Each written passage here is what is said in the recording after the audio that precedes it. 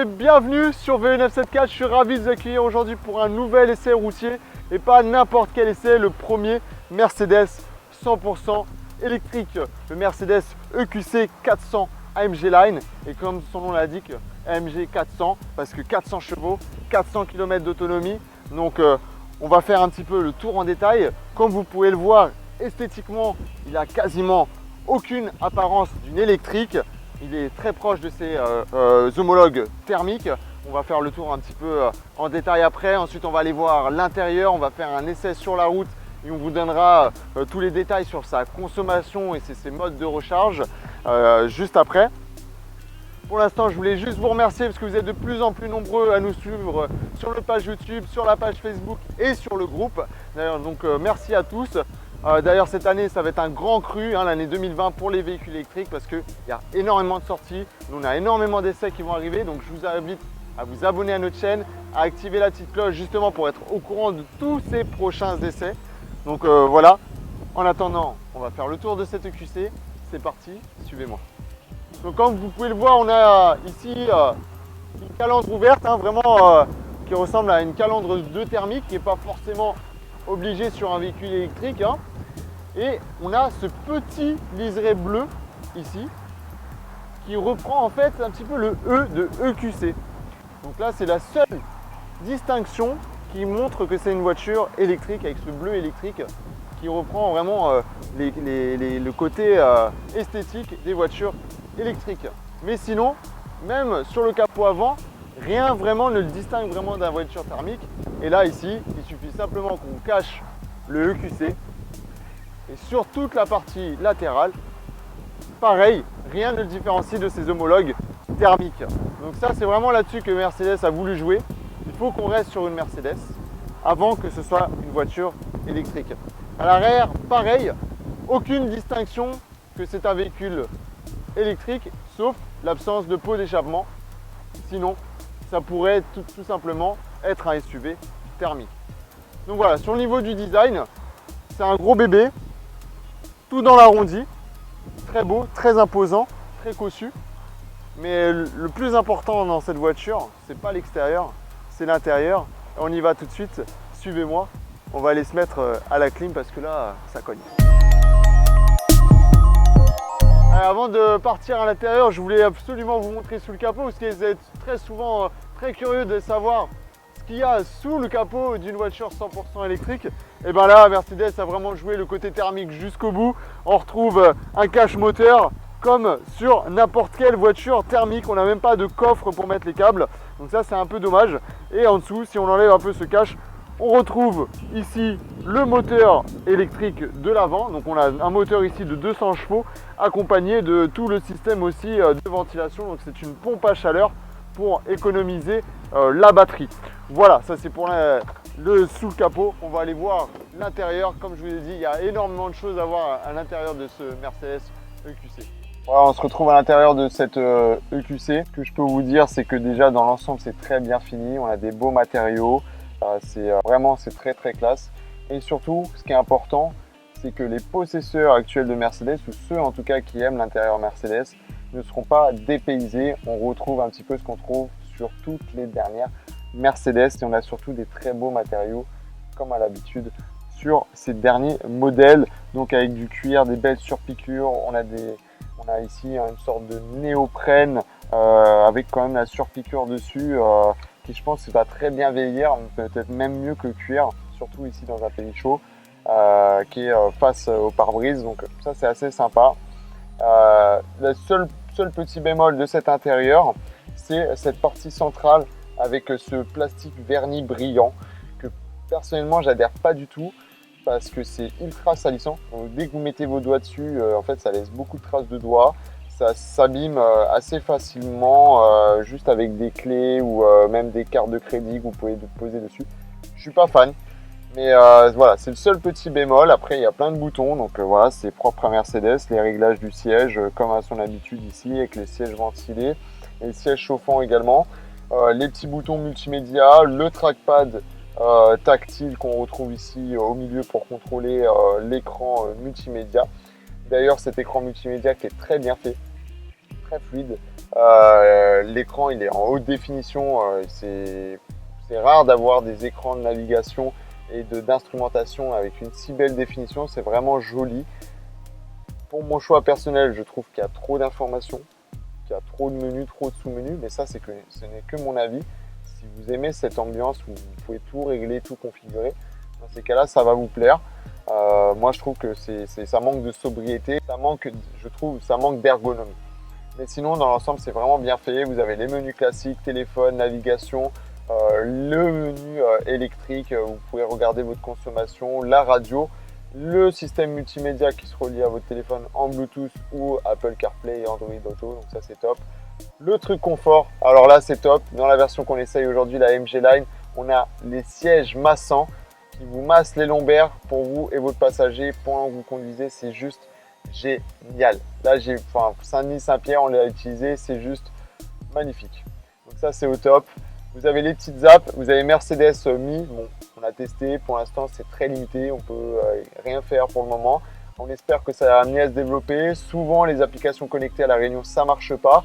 Là, ça a l'air quand même de se connecter avec la voiture. On a pu enregistrer cette voiture sur notre application. Donc, peut-être dans les mises à jour à venir, on pourra avoir une certaine interface avec la voiture, au moins pouvoir peut-être régler la climatisation à distance, comme ça quand vous êtes au resto au moment du café, vous mettez votre voiture à température, peut-être à venir. En tout cas pour l'instant on peut rien faire, mais ça se connecte au moins, c'est un bon début.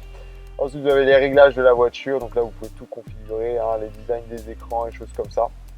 Là vous pouvez vraiment aller dans le dur du dur de la configuration. Il y a plein de choses. Ensuite, quand vous descendez dans le trackpad, vous avez les thèmes. Donc là, vous avez un thème voyage, un thème expérience, un thème lounge, un thème standard.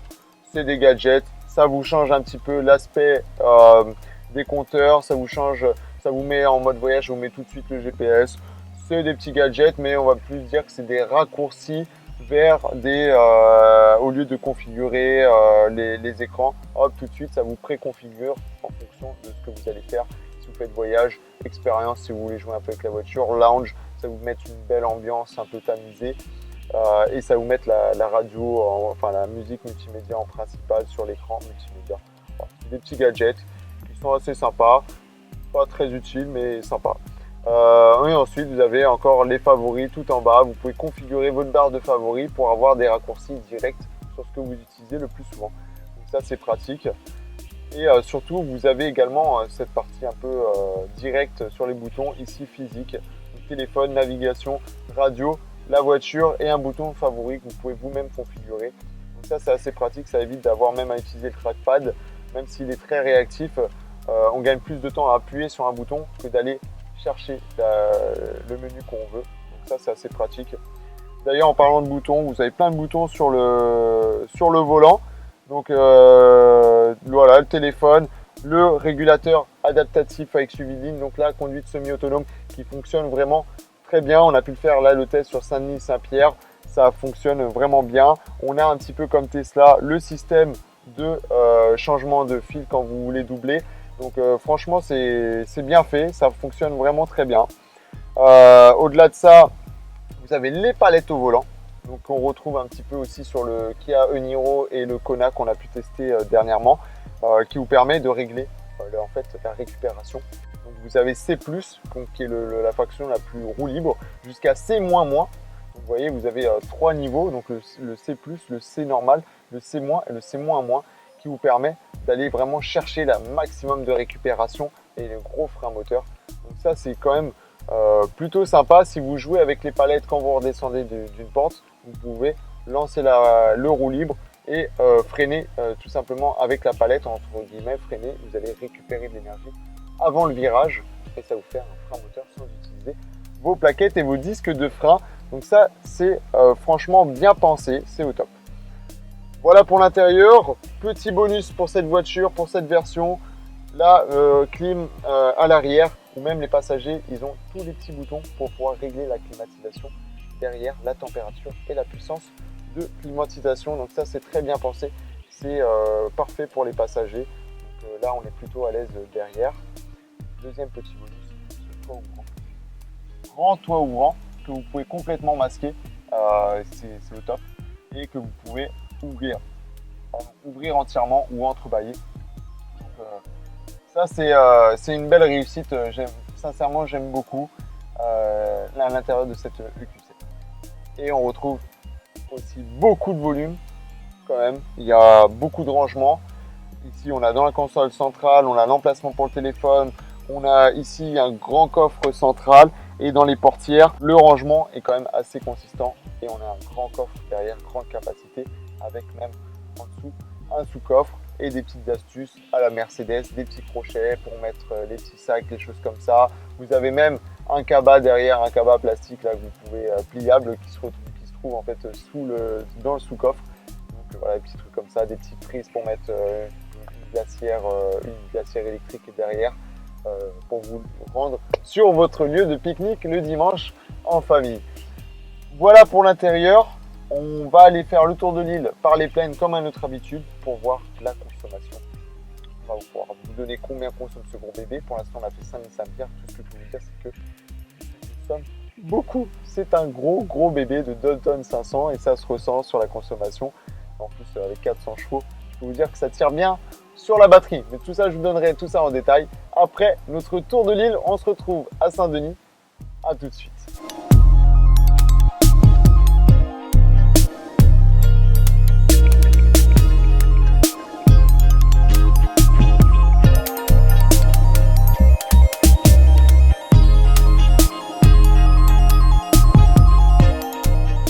Voilà, on se trouve actuellement au col de Bellevue, hein, comme à notre habitude. Donc c'est le col le plus haut avant de redescendre sur Saint-Benoît. Donc là on vient de faire donc Saint-Pierre, ici col de Bellevue. On a une grosse consommation avec ce gros bébé de 2 tonnes 500.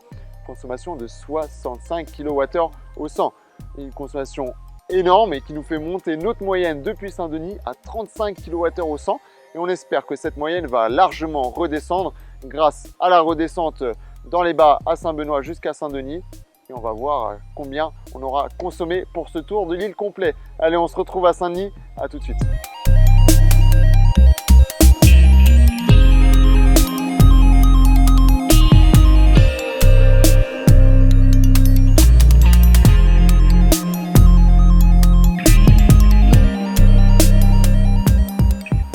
Et ça y est, notre essai de l'EQC est enfin terminé. Que dire sur cette consommation sur la fin du col de Bellevue jusqu'ici à Saint-Denis. On a consommé une moyenne de 6 kWh au 100 km. Donc on a explosé les chiffres et pourtant on a roulé de façon normale à la vitesse maximum autorisée. Donc vous voyez la moyenne entre ce qu'on a récupéré dans la descente et ensuite la route de Saint-Benoît à Saint-Denis. Ça fait qu'on a lissé la consommation à 6 kWh au 100.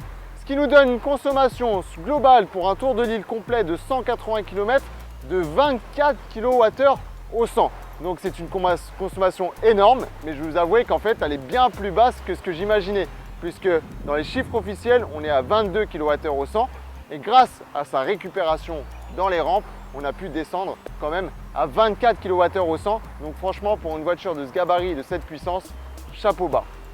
Pour en revenir justement à cette consommation, on arrive ici Saint-Denis après un tour de l'île par les plaines avec 51% de batterie. Donc franchement, on pourrait refaire la même chose qu'on vient de faire là. Donc 2 fois 179 qui nous donne 360 km exactement d'autonomie réelle. Ce qui pour l'île, la preuve, on peut faire 2 tours de l'île sans problème. Voilà, ça c'est pour la consommation. Maintenant, je vais revenir rapidement sur la recharge. Pour ceux qui seraient intéressés de la recharger à la maison sur une prise 220 de 10 ampères à peu près, on serait sur 27 heures de recharge. Donc là c'est très long, donc c'est pas adapté. Donc 27 heures pour du 0 à 80%. Donc c'est pas adapté la prise standard pour un aussi gros véhicule. Il faudrait penser à prendre une wallbox de 7 kW pour recharger. Et là on passe à 8h30 de recharge pour passer du 0 à 80. C'est déjà beaucoup plus raisonnable, sachant qu'on n'arrive jamais à 0% chez soi. Sur une borne 110 kW qui malheureusement n'existe pas encore sur l'île, mais pourrait venir grâce à du complément solaire. Beaucoup de professionnels sont en train d'y penser, donc ça pourrait venir dans les années à venir. Mais en tout cas en métropole, sur une borne rapide comme Unity, du 110 kW, on ferait du 0 à 80% en seulement 27 minutes. Voilà, ça c'est pour les recharges. Parlons prix maintenant. Ce gros bébé fait assez mal. Cette version AMG Line est à 115 000 € et prix de départ sans option, on est à 103 000 €. Sachez en tout cas que ce gros bébé s'adresse essentiellement aux professionnels. Je vous rappelle, pour les voitures électriques, 0 TVS à l'année, 30 000 € d'amortissement sur le prix de la véhicule, plus le prix total de la batterie, si elle est bien différenciée sur la facture. Voilà, j'espère que cet essai vous a plu. On se retrouve très bientôt pour de futurs essais. N'hésitez pas, comme je vous l'ai dit au début, de vous abonner et d'activer la cloche parce que l'année 2020, il va y avoir un paquet d'essais sur VE 974. Donc je vous invite à vous abonner, à rejoindre également notre page Facebook VE Voiture électrique 974 Rêve et le groupe si vous êtes réunionnais et que vous voulez des actualités sur les bornes, sur l'arrivée des nouveaux modèles, sur les énergies renouvelables. Voilà, je vous dis à très bientôt sur VE 974. En attendant, portez-vous bien. Restez branchés, c'était Romain, peace.